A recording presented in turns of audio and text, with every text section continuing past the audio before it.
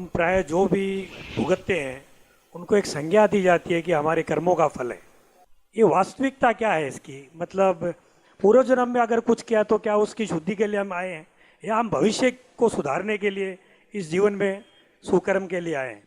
ऐसा है, अपना वर्तमान सुधारो, भविष्य क्या है किसी को पता नहीं है।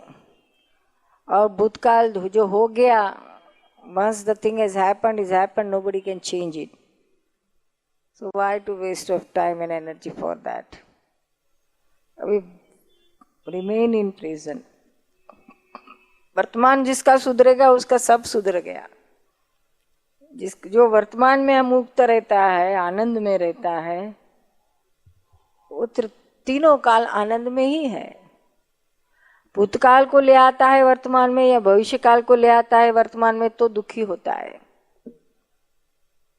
जिसके कोई मीनिंग नहीं है।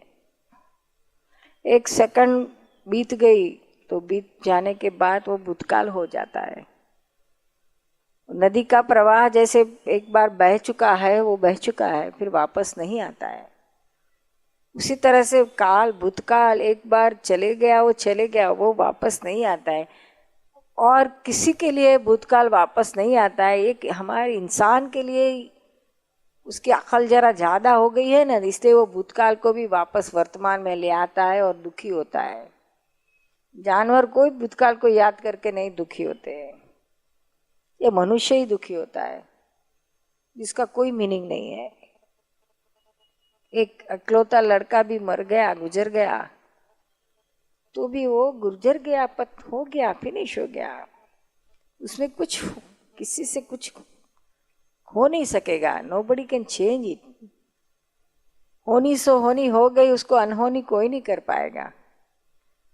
फिर भी हमारे लोग, ठीक है थोड़ा मोह है तो उसके आंख में से आंसू निकल जाएंगे तो समझ ले, लेकिन हमारे लोग तो क्या करते, दीवार से सर फोड़ते हैं, मेरा बेटा मर गया करके, यहां तक के असर ले लेते हैं। फिर डॉक्टर को बुला के दवा करनी पड़ती है। लियो, क्या फायदा निकाला। कल्पांत करते हैं, कल्प के अंत तक भटकने का कर्म बांधते हैं। इतना रोते हैं कि इसको कल्पांत कहते हैं।